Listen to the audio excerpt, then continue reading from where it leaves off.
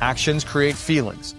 And if your team doesn't know what actions to take, you do not have culture. What I have seen over and over is a CEO has to get in the weeds so deep to the day-to-day operations because they don't know how to build culture. So if you're listening, I'm going to give you 3 things to do today to write out your culture. What's up, and welcome back to the Living Vision Show. We're so excited that you're here.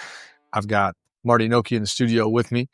And today we're going to talk about your culture, your business, and redefine it by giving you a very important example of what not to do and why it's so critical that you have an audit done for your culture, for your business that funnels into your lifestyle.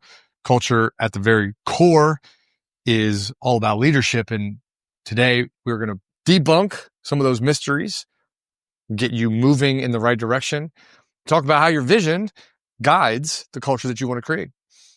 To start, let's wind the clocks back all the way to 1971, where 3 guys. That was before I was born. Oh, wow. Who recently celebrated a birthday, Marty and I, everybody. 3 guys in Seattle pulled together as a coffee bean wholesaler, start a company we now know today. Almost everybody knows today, even if you're outside of the U.S., known today, called Starbucks. And from 1987, when Howard Schultz came in, 87 was a great year. That's the year I was born. Great, epic year. The skies opened, God descended onto the earth. I think it was very rainy when I was born. I don't know what that means, but the clouds have never parted from me, I promise. But Howard Schultz takes over the company, and over the course of building this brand, he wanted something very specific. When you hear him talk about what his vision was, what he talks about is Starbucks becoming the third place that you spend time. The idea that you have home, you have work, and we want to be the thing in the middle. And that idea was community and having a fostering of that internally so that every shop had its own space. Marty, I imagine you spent some time in Starbucks during that window. He took a hiatus in 2000, but 87 to 2000, did you spend a lot of time in Starbucks? Never. I actually never drank coffee till 2006. Oh, wow. Well, when I started working with high school and college kids, I had late nights and early mornings. I started drinking coffee. Oh, well, I can respect the delay there. I am drinking from the world's smallest coffee cup. I am pretty confident. I'm drinking from the real coffee cup. Howard then came back. He was CEO again from 2008 to 2017. Did you have coffee in that window? You had to have. Yes. What would you describe going into Starbucks like in that window? Did it align with his vision? Yes, very much so. I mean, it was kind of like because they were also in Barnes & Noble. They're still in Barnes & Noble. I think even the new Barnes & Nobles that are opening have it. So it followed the same format where it was a good place to meet people, similar to the local coffee joints that we go to here. Yeah. Yeah. I mean, his whole tutelage was really about uplifting employees. I mean, he was big on employee benefits and corporate social responsibility. He was big on, branding Starbucks as a great place to work, which I think was important. The Starbucks stock was on the up and up and up and up most of the way through his tenure. And, I think his vision of being the third place from home, from both your perspective and the public, was that this is what it was. This is who they were. And in a way, there was a certain set of cultures that were in place. As he transitioned out, they brought in a guy named Kevin Johnson. So he was there from 2017 and 2022. His whole objective largely was about modernizing tech and ops and really pushing that down. Oh, he had like anchor point in 2020 where everything changed. But with his focus on market presence and customer experiences and really like looping in like the app and digital ordering, things definitely changed a little bit. Like it got a little distant from the original vision, which is not uncommon. A new CEO came in. But what is most fascinating to me is that, that direction for him was largely around like global partnerships. They made a big deal with Nestle. They looked at environmental sustainability. They looked at social impact, but they got away from the third home initiative. What was Starbucks like? Let's go pre-COVID. Like, was Starbucks starting to change a little bit before COVID in your experience? Well, there's actually a good example. I've not been back there because I thought something was wrong when I walked into the place. There's one not far from where you live, further out, that I walked in to get a coffee thinking I can go in there and do work. There was nothing. There wasn't a table. There was nothing. I'm like, well, there's something wrong in this Starbucks. But that's a good example of what it had become during that time. They started to strip the tables out, the chairs out, because he didn't want people hanging around. Right. We want more traffic, but less static traffic. Stop taking up space. If that makes sense. Yeah. Yeah. Yeah. And then COVID came along and that dramatically changed everything, because then it wasn't just a goal, right? It wasn't like, hey, let's get more traffic and keep people moving. It was, well, you can't, people can't stay in here. And, I'm sure it was different in every state. I can only imagine.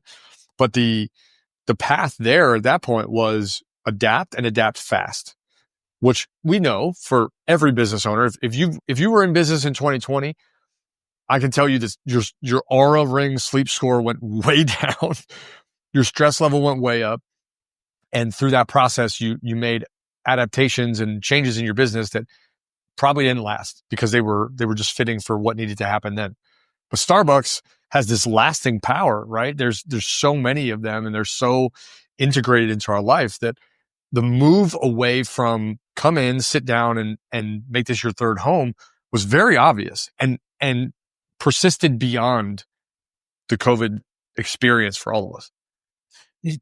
It got out of hand. I think it got out of hand personally. And I'm someone that goes to Starbucks almost every day. It got out of hand because it was no longer about the customer. It was about speed. And they were not good at speed. Most of the Starbucks are not good at speed. Right. Yeah, it was a different culture. It was a different set of parameters, a different set of behavior. And I think that it forced what we can look at as business owners is it forced innovation. Innovation is usually predicated on speed, right? We want to go fast. And that speed started to be very tangible to customers.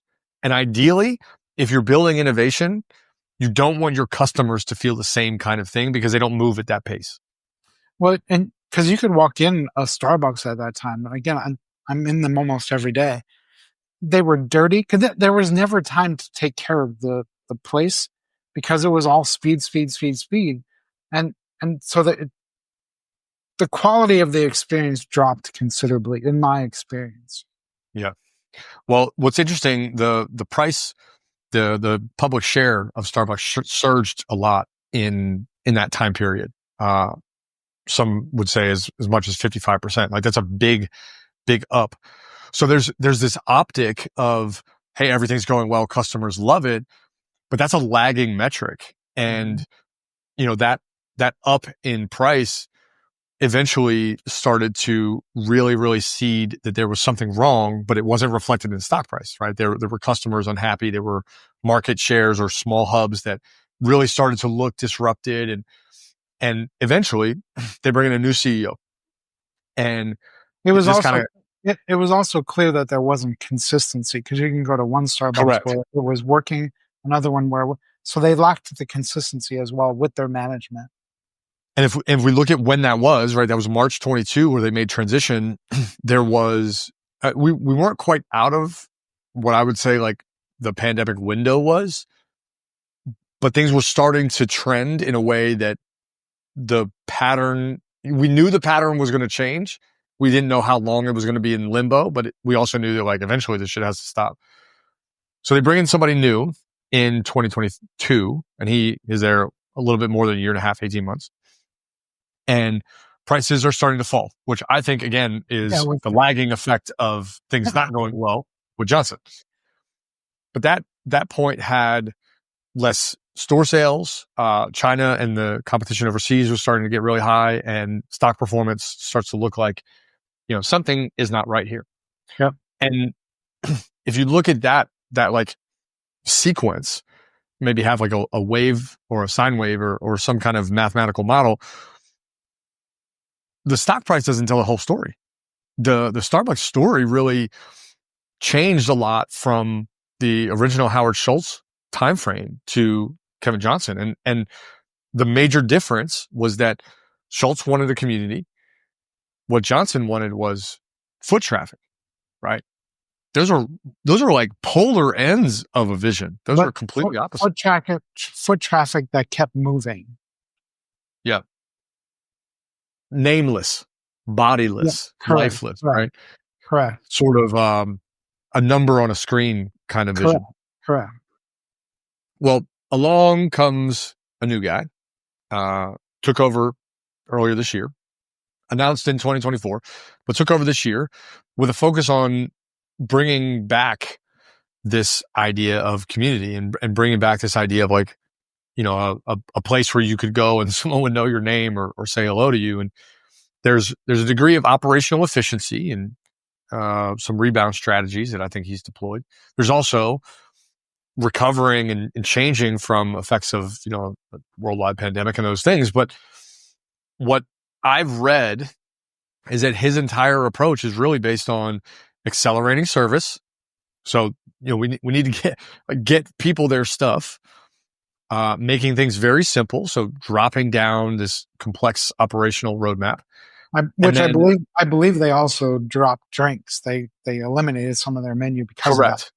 Yeah, they were looking at, the heat map of what was being ordered and again, making it simple, which I'm always a big fan of. And then also making the employee experience better, which that translates directly to how customers feel. What he's known for is turning around ops at Chipotle and, really trying to make Starbucks this like rekindled community space is a very fascinating vision because it's almost like the zombie effect of what Schultz wanted, right? Reviving this like community that sounds like it went away for a while and now is back. Do you know what Chipotle is? I've heard about it. It's a fine dining restaurant. It's my favorite fine dining. If anybody listening ever wants to be like, hey, you guys are doing a great job, just send us gift cards for Chipotle. Chipotle. This has always been my theory, and I think it is applying here as well. At some point, you lose your way. You just lose your way. It's the natural. In church world, it was the same way. You have to go back to what was the intent of this company in the first place. And begin to grow. Yes, you have to be mindful. It's 2025, and so you work around that. But you still have to go back to what the vision was for why this place exists in the first place. And that's essentially what he's doing with a 2025 lens. Right. The name of the protocol? I mean, the name of what he's doing? Uh-huh. Oh, back to Starbucks. Back to Starbucks. Now let's talk specifically about why this matters, why this story and this particular example is so important for somebody listening. You've got a business and you've probably heard about culture. You've probably heard it over and over and over. And when I was learning about culture, what I immediately understood was this idea of like, it feels good. Culture is a feeling. And especially in startup land, when people have a startup, have a team in a startup, people get excited about working because there's this enthusiasm about what you want. I used to think that was culture. That is not culture. That's just excitement and people that are buzzing because of radical potential. That's not what culture is. Now, in startup world, that helps inform culture. But let's just take a moment to define why culture is important to you and what it is. I'll start with what it is. Culture is the standards and the systems in your business. It's the subconscious. It's what happens when you stop looking and you stop informing and you go away and you stop messing with and interfering with everything. When you are away from the business, you will find out what culture is. Again, culture is your standards and your systems. Marty, what's your take on why business owners think it's a feeling versus standards and systems? Well, and I think there's a feeling that comes with it. Because I'm just thinking of my experience with as Starbucks kind of makes its way through their own change, and what came to mind was it's like tweaks that have taken place there. But there is a feeling when I walk in there, like, okay, things are okay again in Starbucks. It didn't have that feeling that came with it. So I think I don't want to totally eliminate the feeling piece because I think there is a feeling that comes with the experience. Yes, but you're a customer, right? So we're talking about the team, I think the byproduct of this is a feeling, but how do feelings get generated, right? How do you feel good as a customer? It's because something has changed. You mentioned to me earlier that, you've gone into Starbucks that has sort of been rekindled and you feel different, but what have you noticed is different? What do they do different? What's the behavior? Well, the biggest thing is they pay attention that there's a human being there. Tell me more. Like what's the explicit action that they're doing? They always say hello. They always say good morning. They always say have a good day. They love that. This one doesn't, but they often will. On Mondays, there's often a note written on the cup. Nice. So it's little things like that. Great. So let's bridge that in a way, right? The change has been a new standard. Now, systems wise, we could put it in either category, but it sounds like the new standard that has been set is say hello when someone comes in, action, say goodbye when they leave, ask them how their day is going, and write them a note on the cup. It's not even new. That's what back to Starbucks. That's what it was. Yeah.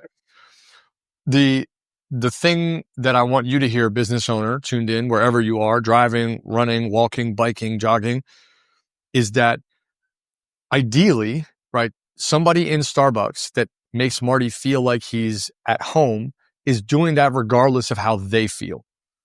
And the piece that creates the feeling, their job. Yeah, they might hate it, but you feel good because they did it. And that's what we're talking about, the subconscious of the business. Whether or not that person in Starbucks is having a great day or the worst day of their life, they're writing on the cup, have a great day. And that makes a customer, Marty in this case, feel over the moon about what's going on. But if that's random and if that's based on their feeling, it's not a standard. It's just an option. And Marty, what I hear is that they've really changed the standard by which they're operating. Yes, that's been my experience, not only at the one I regularly go to, but others that I've gone to in the area. So The standard is not just in one of the locations. The ones I've gone to, it is there. I can't say that for all of them, but at least the ones I've been to. Beautiful. The reason that this is so important. I do want to go back to the one that had all the tables taken out just to see if it's changed. Yeah. Yeah. Well, Marty has made the most important point that can be made about culture, because as a client, his feeling is different. And I think for your business, it's really important that you get these standards and systems locked in, because your clients are going to feel different when it's standardized. The reason culture is different from the buzz, people can love coming to work for you, but it's ephemeral, right? It's up and down. It's like a wave. You're going to have employees that love their job, or they go through a hard season and they're like, man, this is my outlet. And they're willing to put in 3,000%. And then they're writing names on cups, right? Metaphorically. They're also going to have weeks where they're not feeling great. They're going to have times where they're sick. They're going to have times where they don't believe in the mission, or they lose sight of things, or they get lost, like Marty mentioned. And that's when you'll find out if you have a standard or you just have a feeling. And ideally, in your business, what you are able to do, like what Starbucks has worked on, is create new standards that make the customer experience better, that make the client experience better, regardless of how your team feels. And I can tell you, I made a ton of mistakes thinking that the buzz, the like emotional high that we were all on and the behaviors that came from that were going to stick around. They didn't become standards. They were just like, oh, well, we all feel great, so let's do this. And then it faded and those behaviors changed too. Yeah, I'm just thinking, there was a period last year where I stopped going because I was not getting a positive experience at any of the Starbucks I was going to. So I stopped. I gave it a try because I knew they had redone the place close by here. So I'm like, I'm going to go in and see if it's different. And it was. So I went back. But I did stop going for a while because of the culture of the place I was of that Starbucks. Yeah. It doesn't take much to ruin your opportunity for a client. And look, we're talking about a $5 mistake. Right. $5 mistake. But not even mine's $3. It's a $3 mistake. But a $3 mistake, if you take $3 every day, let's say 5 days a week, 15, right? Then you say, okay, 50 weeks a year, that's $750 if I've done my math right. So that's $3 mistake just cost you $750. What about 10 years? What about 15 years as a customer? Right? We're talking about thousands of dollars. And it can all be unwritten in just one sort of lackluster experience. And for you listening, you might be selling a $5,000 product or a $10,000 product or a $50,000 product. Who knows where the lack of intentionality from your team, from the culture perspective, has a dramatic impact on your longevity, hands down. Yep. Big time. The thing that is most interesting to me when it comes to culture is that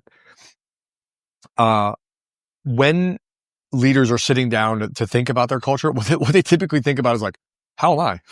Right? It's like, just carbon copy me. Like copy, paste. And I don't know if you've ever driven through Vancouver. Have you ever driven through like British Columbia, Vancouver? I haven't driven, but I've been there. The time I was in Vancouver recently, I'll be back there again this year. It just looks like they copy pasted all of the high rise apartments. Like they were just like, here's a lot, ka-ching, ka-ching, ka-ching, just copy paste, right? And I think that's what happens when leaders are trying to build culture. They're like, okay, how do I get more me? And by doing that, not only do you have like shitty ideas, I'm not trying to go down that rabbit hole, but I think for a cultural perspective, your standards are usually not good standards because you're the manic, chaotic, emotional visionary of the business that should not be always the genesis of culture because you probably don't have a lot of routine. You probably don't have structure and standards. Otherwise, that will be the culture. Chaos will be the culture. Correct. If there's any common denominator in almost all of the clients that we worked with to help them level up, 10x, build, grow, become, it probably is that they are driven by chaos and are inconsistent. And I think as a visionary, that's really important. I am inconsistent in many ways. And an integrator sort of solves that problem, right? You help anchor me and you help make sure the business remains consistent.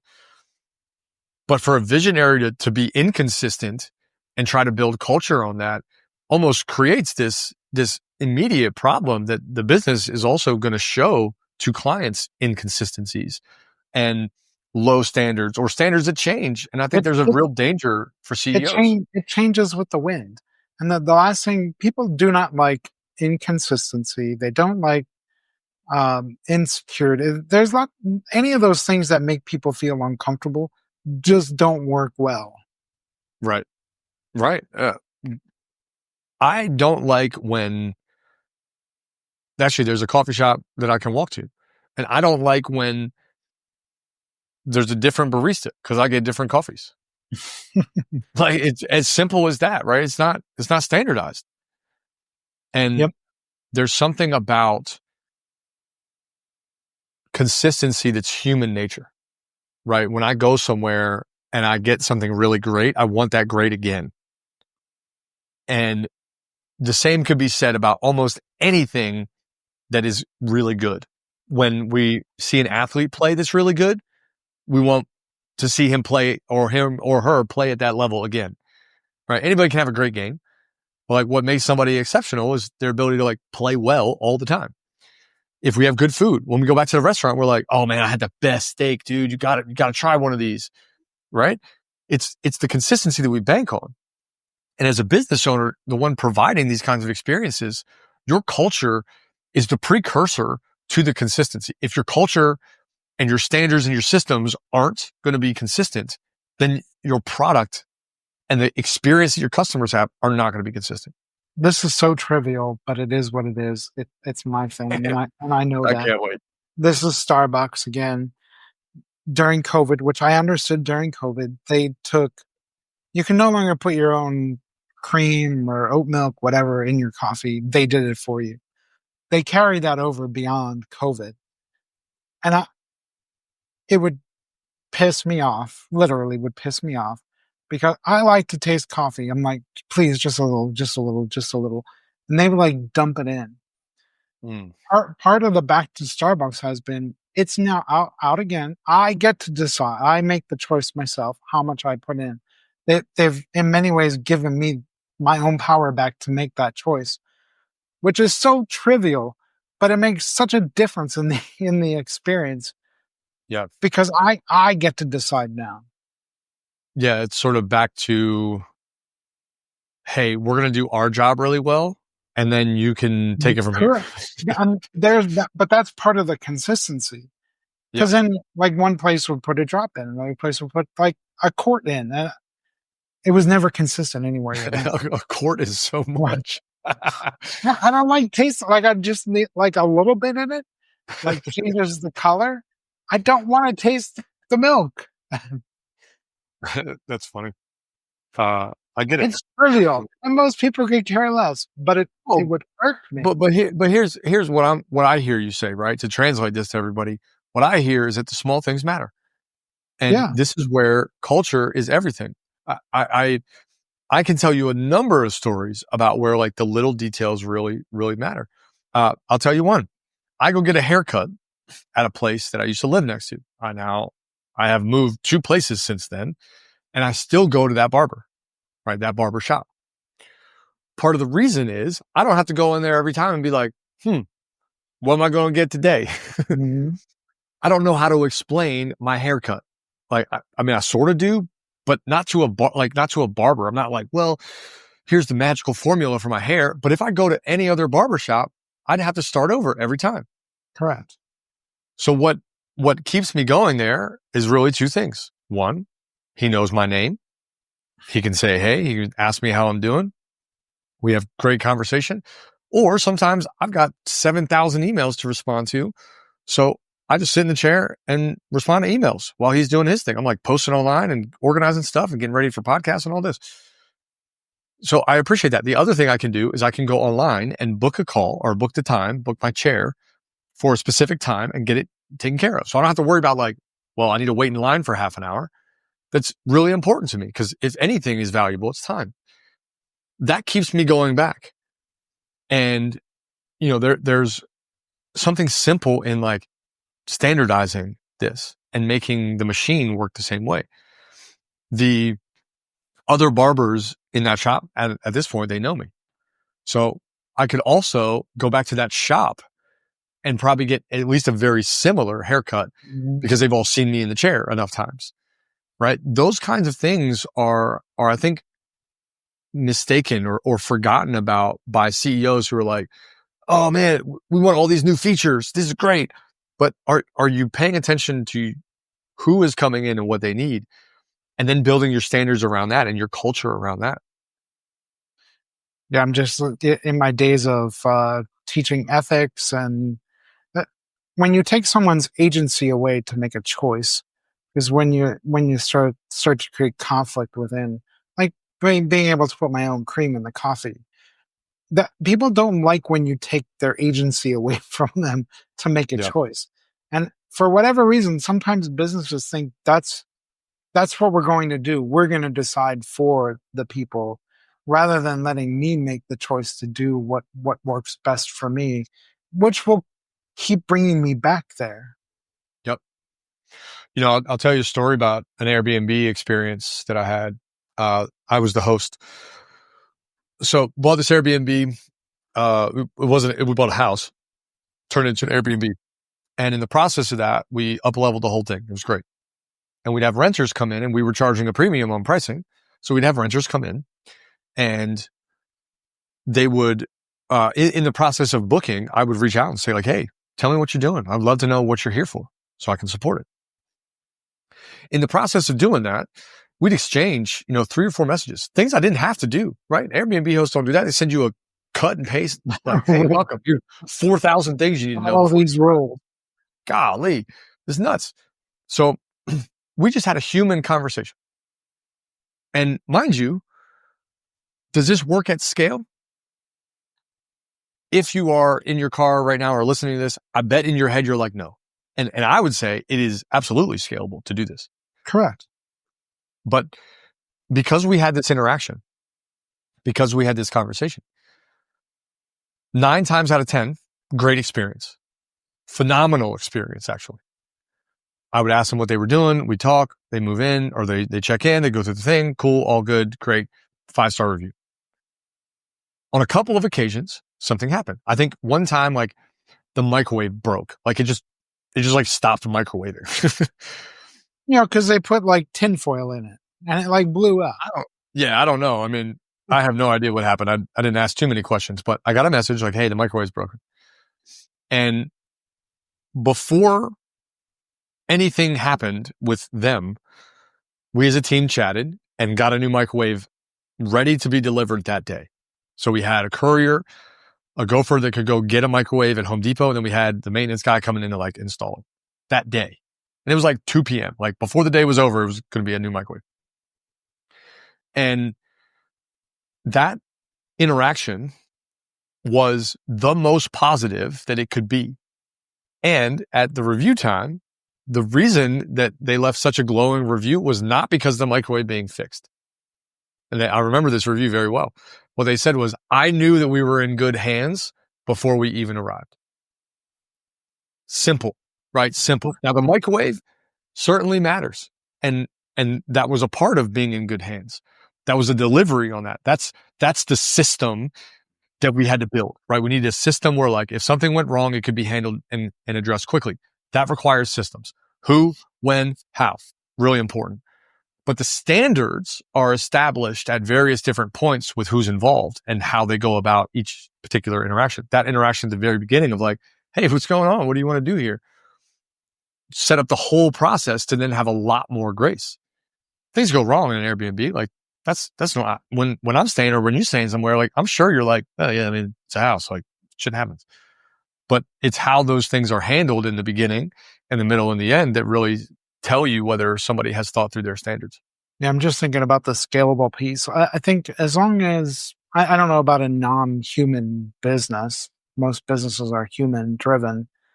It's definitely playing the long game doing that. Yeah. It is also extremely simple, and I don't understand why we have such a hard time. If you go into a Walmart or something like that, there's like no sense of the other person when you're in a Walmart or something like that. Would a place like that, even Starbucks, I mean, they're large companies. The person who wants speed, is it better to lose that one person in order to show everyone else that comes through that line that you actually care about them in some way, that you acknowledge they exist? And I don't know an answer to that, but the speed thing, I think, is going to drive businesses out at some point. It's not sustainable because it's just like quick. Yeah, really not. Well, here's something that's interesting that might help someone get their head around this. What most people do, this is my experience coaching a lot of CEOs. What most CEOs do is they sit down and they're like, okay, what's the feeling? And they come up with a culture thing that's like initiative, right? And they say a fucking buzzword. They're like, this is our culture. Our culture is about initiative. And like in saying that, they haven't said anything. That doesn't mean anything. It means jack shit. So when people sit down and build this, what they have built is not culture. What they've built is a feeling, right? An orientation at best, like east. What is required of high level organizations. And this goes back to the point you made about Starbucks and how you felt as a customer. We want our customers to have a feeling. We want our team to have direction. And the difference is when we communicate to our team, hey, we want to be a community space. Like that might be what you want as a leader, right? As the new CEO comes in and drives this thing, like, sure, that'd be great. And they're all like, hey, Brian, I'll be a community. And then they go home, they go to the shop and they're like, they don't have a clue what to do because that doesn't mean anything to say, hey, we want to be a community. That's a vision, not culture. Culture is, hey, this is what you do. These are the standards. I want you to say hello. I want you to say goodbye. I want you to write a note on the cup. And if that takes you an extra 30 seconds, I don't care. If someone is mad because you're doing this, I will defend you. Yeah, because this is our culture, right? And as a CEO, I gotta be behind that. If you adhere to culture, you risk losing that one customer, but absolutely. But that's the long game, right? It's like if you adhere to culture, I will always defend you. But the culture has to be that clear. It has to be that clear. It can't be ambiguous about like, well, be community. No. That doesn't give someone explicit instructions about what to do. Explicit instruction. When they walk in the door, acknowledge them. And as you told me, if 10 people are like, hello, I'm like, then, yeah, you're like the center of attention. Yeah. But better I just want my coffee. Right. Better that than nobody saying hello. And it might feel like overload as you get used to the standard, right? And as teams figure this out. Yeah. But I want every CEO listening, every leader listening, C-suite, manager, I don't care. When you think about your culture, I want you to take the time. You can start with the fuzzy loveys. You can do all that. But I want you to take the time to write out, what do you want them to do? And if you take the time to do this, I am so willing to bet that what you see is you get to see the expression of that, which is what we all want. We want the expression, the feeling that a customer gets. You get to see the expression of that through the action. Actions create feelings. And if your team doesn't know what actions to take, you do not have culture. You're missing the point. Yeah, the other action Starbucks took, again, simple, but it goes a long way. Prior to the COVID mix and their culture the past couple of years, you would because I only just get coffee. I can be in and out of there in a minute, really. It doesn't take long at all. They have gone back to, because I just order coffee, they immediately go and get my coffee for me and hand it to me. For this little time period in between, you had to wait through every order of lattes and mochas. And I just want regular lattes, man. Hey, man, I'm the latte guy. Don't be knocking me. But they have now gone back where if you're just ordering coffee, they do it right away. Oh. Yeah. That seems like an efficiency thing, right? And again, a standard, like it's probably explicit somewhere in the rules. If someone orders a regular coffee, stop what you're doing, get them their coffee. I did. Well, I asked them about them, and it is now part of their standard. This is what they have. I love that. But again, it's what you used to do. That was Starbucks. Sure. Though, what I think we want someone to take away, what we want you to take away listening is like, so Marty, you shared it so well. They are told. I'm very, very passionate about my Starbucks. It's clear, but it's a good example, right? What he's saying is the team there is very clear. Now, what they have done very well in this is made the standard also more efficient. So if you're listening to what's happening, they're finding efficiencies by saying, look, this is a 3-second, 10-second process. Do this first. That gets the person out and on their way. Like that person's going to be happy. The person that's waiting for a latte, they're going to continue waiting. Why not just cut the corner and make it happen?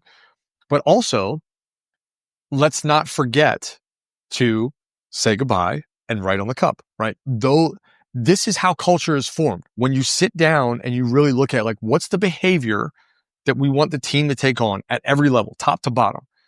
And I'm willing to bet Starbucks paid somebody a gross amount of money, an exceptionally exciting amount of money. Next time, find us to walk them through, like, what do you want me to do? What do you want a barista to do? What do you want a cashier to do? What do you want someone moving the stock back and forth? What do you want the cleaner to do? What do you want them to do?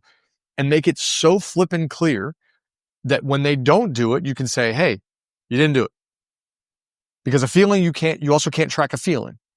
You can't be like, well, you didn't community today. What the fuck does that mean? Mm-hmm. But you can be like, hey, you didn't write on that cup. I need you to write on that cup. You can also say, hey, you did a great job this week of writing on the cups. I appreciate that you took an extra 10 seconds to put a little heart on there. Boom. Are you getting the message, guys? Because I think we're twisted up in thinking culture, and Starbucks is a great example. Thinking culture takes you hours and hours and hours to like train your team. It just has to be explicit. Like, you don't need hours to train somebody on that shit. It's done. Just say it and put it in a document, send it out. Hey, here are the 3 things you're going to do whenever a customer comes in. Say hello, say goodbye, write on their cup. Boom. Culture. Pow. And in that case, all they had to do was flip back through the binder of what it used to be. Yeah. Oh, the binder. Nobody uses binders, man. Nobody even listening knows what a binder is. Sure they do. I guess kids still use binders. I'm a trapper keeper. Trapper key. Yeah. I remember those. Like the Lisa Frank folders. I remember those. Right, back to Starbucks. back to Starbucks. It's so clear. It's so real. It's so obvious. But for whatever reason, they have to like change CEOs and they have to do it. It's so obvious what had to happen there. I think this is a pervasive problem actually with business owners, with CEOs in particular, with visionaries, right? And this is where our work is showing to be really effective. When we build vision and scale back to org chart and then work on culture, there's an organization system that goes into a business. System being what needs to happen. Do you have the right supplies? Are you ordering the right way? Sure. Also, if you have the standards together, what happens is that a CEO can go focus on where they want to go and know that everything is taken care of behind them. And what I have seen over and over is a CEO has to get in the weeds so deep to the day-to-day operations. They become the operational manager, not the CEO anymore, because they're so in the weeds because they don't know how to build culture. So if you're listening, I'm going to give you 3 things to do today to write out your culture. And we're going to do this real fast. We're not going to take very long. If you can see it, jump on YouTube because I'm going to write this stuff down for you. And if you want more help on this, I will happily jump on a call with you to show you the formula. If you need an audit of your culture, call us. We offer that. We'll be here to help you make it happen. Okay. Let's start with this. I'm going to pick a color. We're going to go yellow. Okay. The first thing that I want you to write out are your company values. Maybe it's initiative. Maybe it's independence. All the buzzwords. Take all the buzzwords. You can bring all the buzzwords to this part of the conversation, but write out your values. And when you write out your values, get as fluffy as you like. Like, have some fun with it. Make some fluff. Marty, what's like a value that you think most companies would have, or somebody listening would be like, oh yeah, like we probably had that value.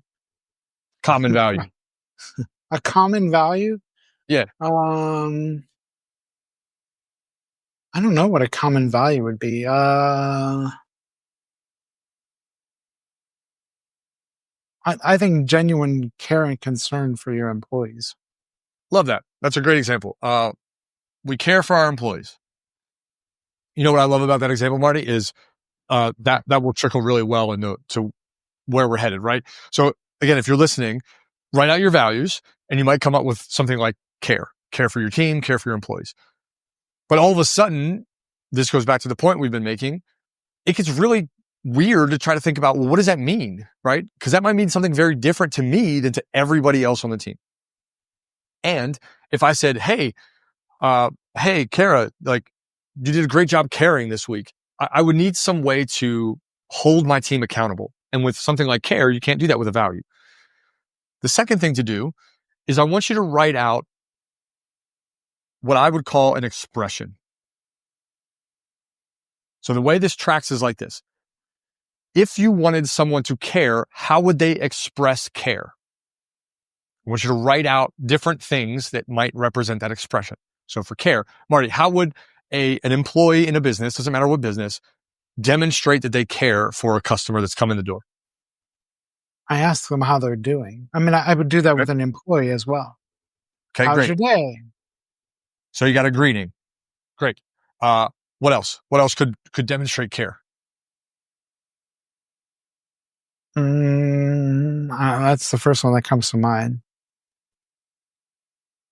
I think one that stands out to me is you use their name.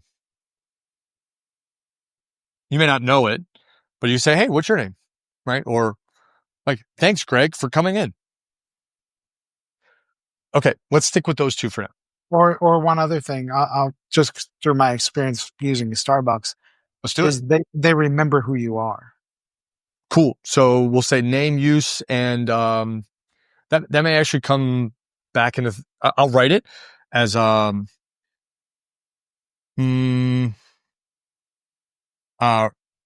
recall, repeat. So being able to recall someone that's been here before. Yep. Love that. Okay. The next thing I want you to do, and again, this doesn't take an incredible amount of time. You can build your whole culture like this in an hour, or you can call us and we'll help you build it even better. Once you have the expression, I want you to write out the where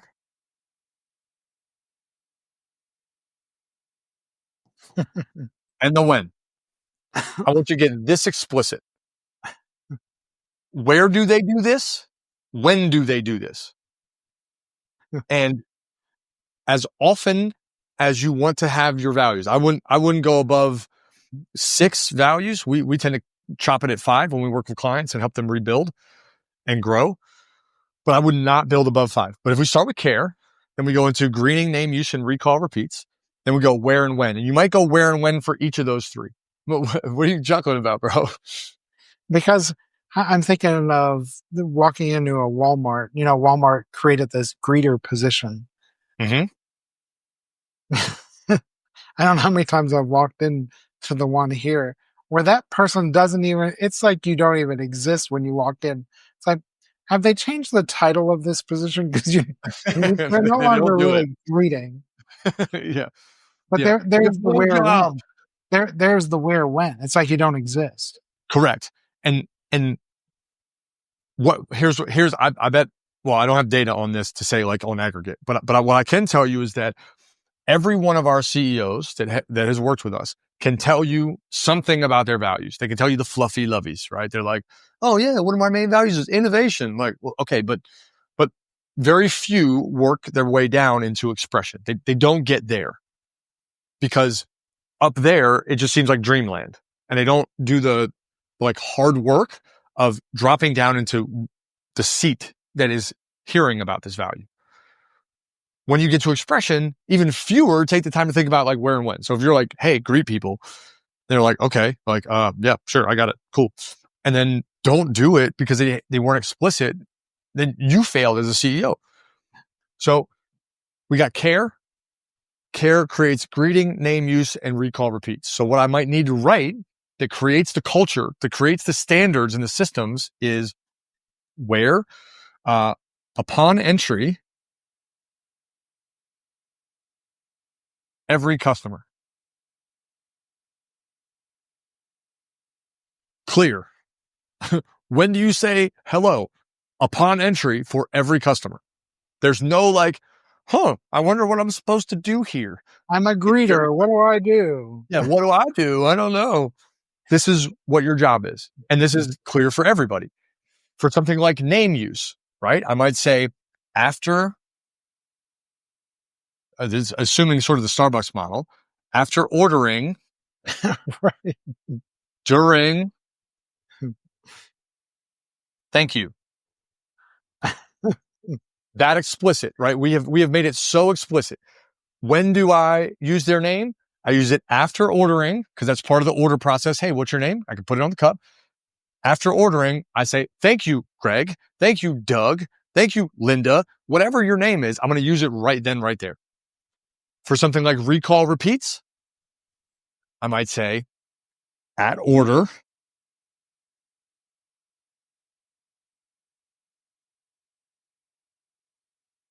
say, is your name blank? Or glad to see you again. The great thing at Starbucks is the app. If you're using their app, the app will tell them what your name is. Definitely true. But think about this. That's explicit. So at the order, if you've seen them before, that doesn't even mean you need to recognize them. Like, you're a human being, right? You might not recognize them. But if you do recognize them, say, is your name Marty? Or say, I know your name is Marty, so glad to see you again. Today I'm going to go by John. I prefer John today. Hey, you can pick your name. Apparently, you can pick your name whenever you want. But look, here's what I'm trying to make clear to you. If you have a company, even if you don't even need to have the company, just you're responsible for people that are getting you results. This has to be formulaic. It has to be 0-1. You did it or you didn't do it. It has to be that clear. And what frustrates me is that when I listen to CEOs tell me about their culture, it's a phenomenal idea. It's a really awesome idea. It's like a fairy tale land of how people perform and get things done and communicate and talk. But then when I'm asked them like, hey, what does that look like to you? They're like, I don't know. They just do it. Like, what? And if you get this explicit, look, we are really, really, really good at our job. And if you get this explicit, or if you need to get this explicit, call us so we can build this for you, with you. This changes the way your team observes your business. It also changes the way your customers observe your business. And when this happens over and over and over and over, oh my goodness, dude, people are they're going to, this is what they talk about. This is what we're talking about. Yeah. I still think that is hands down the advantage to small business over large corporate, because they still can do this in a way that is fairly simple, because you're dealing with a smaller group of people, and people will go back to that small business much quicker than even if it costs more. I've told you this, even like the farmer's market here. I know I'm going to spend more, but I go there because they actually acknowledge that some of those people know who I am. They know why I'm there. They know what I'm going to buy. Yep. It makes a world of difference. It does. And here's some math that I again, let's go back to this $3 mistake. Could cost you thousands of dollars. Even if you think about the ROI of our program, if we go through and build you a new culture that's explicit, and we've had to do this for multiple companies, we build you a new culture and it creates one relationship that goes from 3 months to 30 months. You probably paid for the program. It might take one customer from like one transaction to 10 customers that have 3 transactions. ROI positive. Like this is inexpensive relative to the opportunity. To sit down and build a culture that's explicit, that's based on standards and systems, is one of the best investments you can make. And the best investment ROI is something simple and iterative. It will keep getting better and delivering results over and over again. It will happen. It will also help you identify who the right people are, whether you have the right people or not. I still think like corporate has tried to keep up with the pace of technology, which no human can keep up with. It changes all the time. Keep going back to the foundation. You're dealing with human beings, and it's going to be eventually tides turn. People want to be treated like humans, not robots. Yep. And it's only going to get worse and worse. Correct. As and if you try to keep up with it, you can't. You cannot keep up with it. Yeah. Yeah. Here's your wake up call. Culture is your standards and systems. It's your ability to deliver the same experience over and over and over. You need something explicit. You need something that you can hold people accountable to. And you need to make sure that everyone in your team understands what they're doing and understands how to do it. They know when and they know where to do the thing that makes your business thrive, that makes your customers feel happy, connected, and alive in your business. If you are missing that, I wish I could just reach through the screen and like shake somebody and just be like, what are you doing? Stop saying care. Again, listen back to this because this framework is something that you can use over and over. We went from like, hey, my value is I care. I can show your customers that you care, all the way down to 3 distinct expressions and then 3 lines of when and where does that happen. And if you went from, hey, tell people you care, where no one knows what the heck to do, now you have instructions for every employee that will make your customers feel like they're safe, they're appreciated, and they're valued. And that has infinite ROI with such little work. I do want to give one nuance. You as the leader also have to model it. Amen. Because that's how your employees also see how it's done and also the value in it. Yeah. Yeah. And I think that's a great point to kind of taper off with. The growth in you as a leader is also to do these things, to model them, to talk about them, and to slow down enough to build these things. We can guide you through that finish line, hands down. If it's with us, great, you'll have help.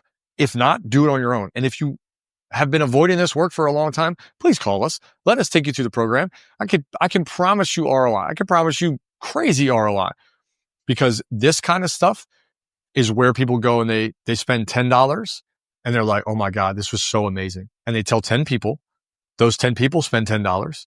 Those 10 people tell 10 people and they spend $10. And it's just going to explode. But if you're avoiding this work, like most CEOs do, if you're avoiding modeling and living into your values and your culture, like most CEOs do, you're probably going to feel the cut of this. And eventually you're going to come face to face with the fact that you have not built culture.